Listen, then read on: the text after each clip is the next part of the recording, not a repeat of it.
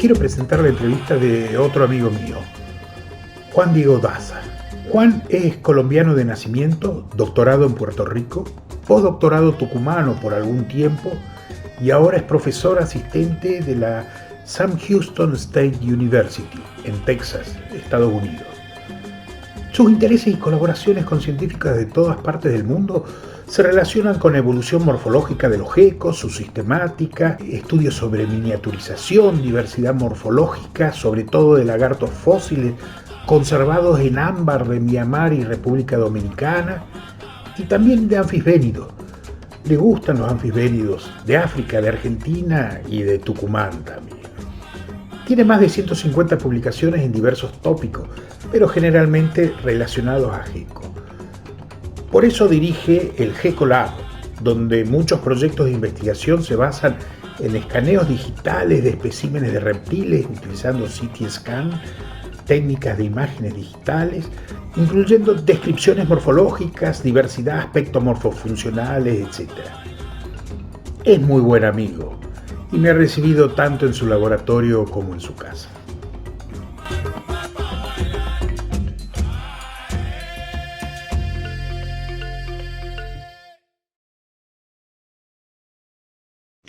Hola Juan, ¿cómo estás? Un gusto de hablar con vos. Me comunicaba porque quería saber sobre los gecotas, y vos sos uno de los especialistas de los gecotas. ¿Qué son los gecotas? ¿Qué son los gecos en general? Bueno, los geckos son un tipo de lagarto. Se considera la filogenia morfológica o molecular. Los geckos siempre tienden a ser un grupo bastante basado Bien. en la filogenia. ¿Son monofiléticos o no son monofiléticos? Sí, los geckos son un grupo monofilético y está bien soportado con características tanto moleculares como morfológicas. Las características morfológicas son muy especializadas. Hay una cuestión que es muy común en el grupo, que es la tendencia a la paidomorfosis, que tienen retención de caracteres juveniles en estados adultos. Pero si miramos las características generales, hay bastante variación. Por ejemplo, los geckos en general son relativamente pequeños, aunque hay excepciones, hay geckos que pueden ser muy grandes. Eh, Generalmente los geckos tienen patas, aunque algunas especies dentro de la familia Pygopodidae han perdido las patas por completo. Los geckos tienen buena visión y son capaces de vocalizar. Quizás eso es una de las características más generales en los geckos. Incluso geckos sin patas pueden vocalizar igual que las otras especies. Los párpados son inmóviles, están cubiertos por una escama transparente, aunque hay una familia que todavía conserva párpados móviles. Y una característica que es muy diagnóstica en muchos geckos es el desarrollo de cojines subdigitales, que les ayuda a subir sobre superficies verticales, pero esto es algo que se ha desarrollado múltiples veces en diferentes grupos. Bien, y la historia evolutiva, Gecota, ¿es un grupo muy antiguo o es un grupo relativamente reciente? Porque como vos me estás contando que hay una radiación adaptativa bastante grande, con patas, sin patas, entonces eso da a entender de que son relativamente antiguos, ¿no es cierto?, en el registro fósil. Sí, Gecota es el nombre del grupo que cubre todas las familias actuales que están representadas en el mundo. Son 7 familias y hay un estimado basado en relojes moleculares que Gecota pudo haberse originado hace unos 100 millones de años, algo así. Ese es el estimado máximo molecular. Y es bastante congruente con lo que sabemos del registro fósil. Solo para darte una idea general, los lagartos o los escamados se están originando hace unos 200 millones de años en el Triásico. Y, pero entonces hay una ventana de tiempo muy grande entre el origen de los lagartos al origen de los gecota. Entonces, en ese periodo de tiempo hay algunas formas fósiles que tienen características muy similares a los geckos, pero que no caen dentro de la definición de gecota. Entonces, hay algunos fósiles en Alemania, por ejemplo, en el Jurásico tardío. Hay 2 formas que siempre se han colocado con los geckos y son el género Statosaurus y Ardeosaurus. Tienen muchas características comunes con los geckos actuales, pero a la misma vez se diferencian muchísimo en otras cosas. ¿Dónde crees que se han originado geográficamente? ¿Son gondwanicos? ¿Son laurásicos? Uh, uh, bueno, los geckos más viejos que se puedan poner con confidencia en este grupo son de Asia. Y hay casi todos los fósiles que se conocen que son bien antiguos, están o en Mongolia o en Myanmar. Y en Myanmar, por geckos preservados en ámbar, hay muchísimos que se han recuperado en los últimos años. O sea que hay un registro, el registro fósil ha ido creciendo muchísimo. En cuanto al origen del grupo, es muy buena pregunta porque, bueno, si consideramos estas formas del Jurásico que son más de la Gondwana, pero sería de una época en realidad más bien donde los continentes estaban todos unidos, o sea que Bien, es una cosa de Pangea. más antigua, sí. Juan, acabas de mencionar de que hay gecos de Myanmar que están conservados en ámbar. Es una forma muy rara de fosilización. Y sé que vos y tu grupo y la gente con la que trabajás tienen mucho que ver en este descubrimiento o en la descripción de gecos en ámbar. ¿Qué es el ámbar? ¿Cómo es ese tipo de fosilización? Bueno, el ámbar funciona de la misma forma que las curitas, ¿no? Los árboles cuando tienen una herida, un corte o algo, producen esta resina que ayuda a cerrar la incisión o la herida. Y en el proceso, esta resina que es bastante pegajosa puede atrapar cosas que estén en la superficie del árbol, incluidos geckos. Entonces, los geckos, como son animales trepadores, es común que aparezcan fosilizados en ámbar. De hecho, hay 3 depósitos en el mundo donde se han encontrado geckos atrapados en ámbar, que es bastante común.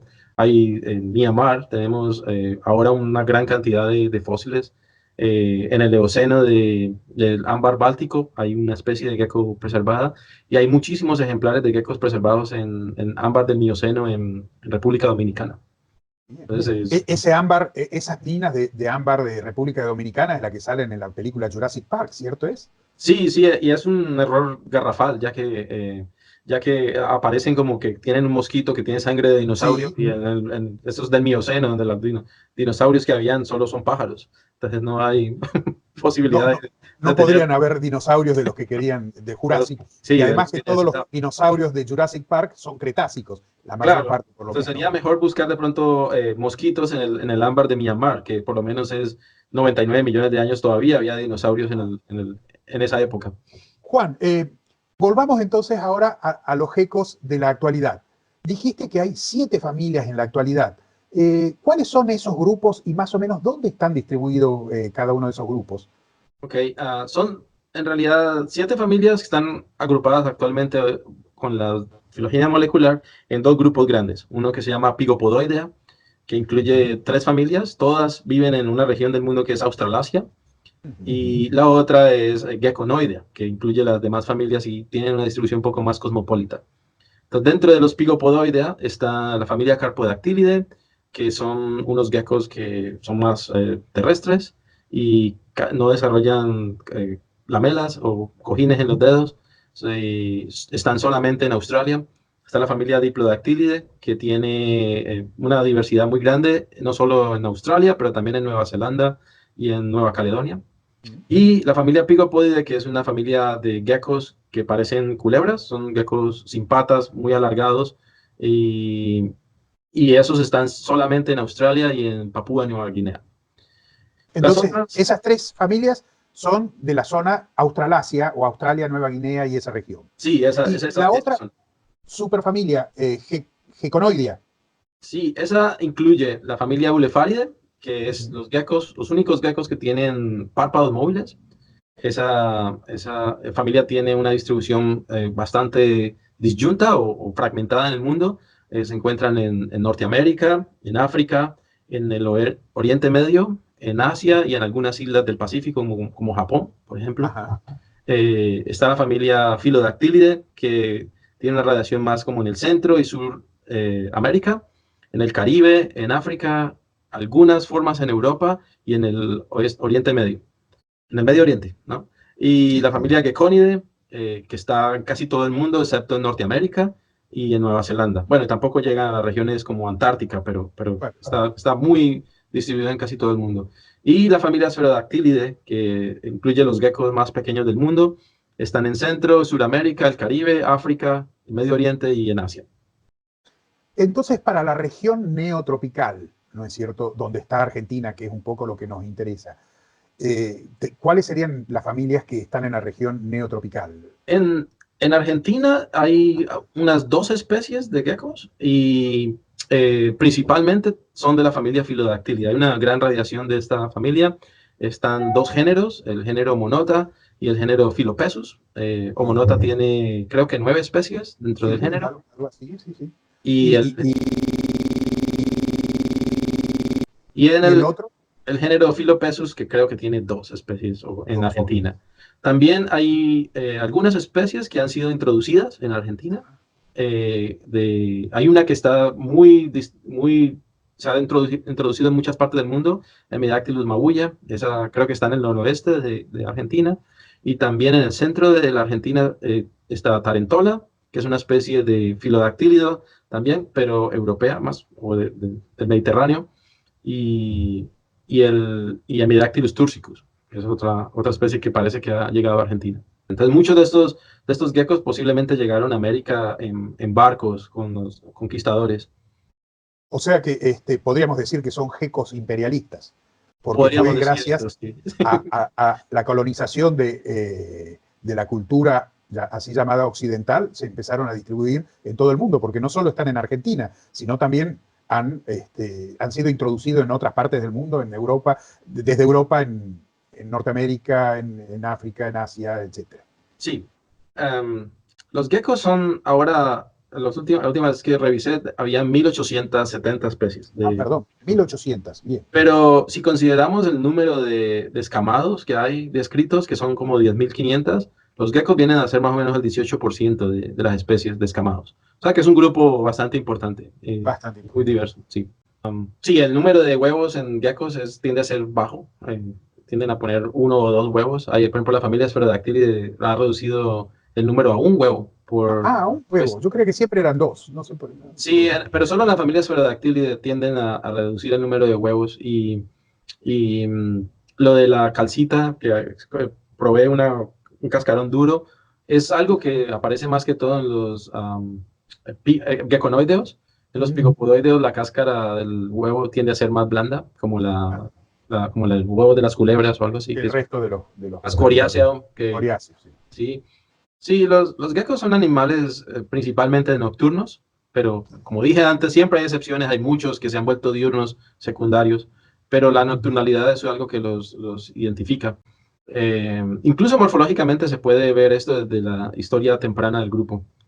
Porque los lagartos, como de pronto han visto en la clase, desarrollan un ojo pineal encima de los parietales y los geckos del grupo de los geckota han perdido por completo esa característica. Entonces es algo que los define desde el comienzo. Yo siempre pensaba que los geckos han sido un grupo que ha evolucionado en la oscuridad, ha sido más activos en las noches, o sea que al ser nocturnos son animales que son muy benéficos, sobre todo para controlar insectos nocturnos. Quizás junto con los murciélagos, los geckos son el grupo que se especializa en comer muchos invertebrados nocturnos, especialmente arañas. Y han sabido utilizar, por ejemplo, los edificios de los humanos porque se benefician de las luces que atraen insectos como fuente de alimento. Entonces la gente en general les tiene miedo e intenta matarlos. Pero por lo que vos decís, entonces no solo no hay que matarlos, sino que es bueno que convivan con los humanos porque nos están comiendo los insectos. Sí, claro, los geckos son muy buenos cazando animales que los humanos no quieren tener en las casas, como arañas, cucarachas, cosas que... O sea, yo siempre he dicho a la gente, es mejor ver un gecko que una cucaracha. Perfecto. Sí. ¿Y qué hay con respecto a lo que piensa la gente en que los geckos son venenosos y que pican con la cola? Es algo bastante extendido entre la gente y la gente de campo, inclusive. Sí, en mi país, en Colombia, había la creencia también de que si un gecko lo tocaba a uno, se iba a quedar pegado toda la vida en el brazo. Y yo recuerdo de niño capturando geckos y poniéndolos en el brazo a ver si se me quedaba, pero no, siempre se iban. Todos estos mitos no tienen ningún fundamento y no hay ningún gecko que sea venenoso. Solamente el veneno en los lagartos está presente en los monstruos de Gila, que son de un grupo diferente. Así que son totalmente inofensivos. Hay algunas especies que son de cuidado porque pueden morder bastante duro, pero por lo general son animales muy inofensivos. Son animales que a pesar de ser nocturnos también son muy visuales, o sea, tienen una buena percepción de imágenes y también de sonidos. Entonces son dentro de grupo de los lagartos, son un grupo bastante vocal, desarrollan unas vocalizaciones. De hecho, la vocalización de una de las especies de gecko es la que les dio el nombre a los geckos. Y ahora vamos a escuchar esa vocalización de Gecko Gecko, la vamos a escuchar para que lo escuchen. Okay. Bien, interesante, dice gecko, gecko. Justamente aquí en Argentina ningún gecko dice eso. ¿Qué pasa? ¿Omonota no tiene vocalizaciones o...? Yo creo que sí hacen vocalizaciones. Yo pues, no los he visto mucho, aunque vivía en Tucumán un tiempo y usualmente los encontraba cerca de donde vivía, pero yo creo que lo que pasa es que algunas especies tienen vocalizaciones más diferentes. Incluso los geckos más pequeños del mundo, que es el grupo que yo he estudiado, yo los he visto que abren la boca como emitiendo algún sonido, pero quizás es un sonido que nosotros no percibimos. Entonces me parecía que justo en la repartija de gecos a los argentinos nos habían tocado los más aburridos, o sea, sin vocalizaciones, sin almohadillas, etc. Bien, bueno, ¿qué otras características de gecko? Bueno, hablando de geckos argentinos, Omonota es en realidad uno de los extremos, porque es de las pocas especies de gecko que habita, o creo que tiene el récord de más al sur en el mundo. Es una de las especies más australes y puede vivir en zonas donde es muy frío. Entonces nosotros hicimos un trabajo sobre Omonota y el título del trabajo le pusimos Cool Geckos, con la intención de hablar de que eran geckos copados, pero también que geckos que son muy fríos. Son especies fáciles de criar y la gente les gusta mucho porque tienen, bueno, como dije, esas características paidomórficas los hacen ver bastante agradables, ¿no? Son unos animales con ojos grandes y a veces con colores vistosos. Entonces son realmente fáciles de criar. Y con respecto a la cría en cautiverio, hay diferentes posiciones. Algunas personas no les gusta porque dicen que algunas especies se pueden sobreexplotar y terminar extinguiéndose por esto. Y otras personas han señalado que en realidad la producción en cautiverio puede ser buena porque la gente empieza a producirlos más en cautiverio y dejan las poblaciones naturales en paz, dejándolas tranquilas. Entonces, es muy debatible, pero sí hay bastantes especies que se pueden conseguir comercialmente como mascotas. La otra cosa es que son fáciles de mantener porque casi todos son insectívoros, con algunas excepciones que son frugívoros, pero son muy fáciles de alimentar. La gente los puede alimentar con grillos o alguna otro invertebrado y ellos se mantienen bien con eso. Realmente es muy interesante lo que has hablado de geckos y quiero agradecer tu participación en la clase y vamos a seguir en contacto seguramente con geckos. Chao, hasta luego, Juan. Chao, Hueso. Gracias por la invitación.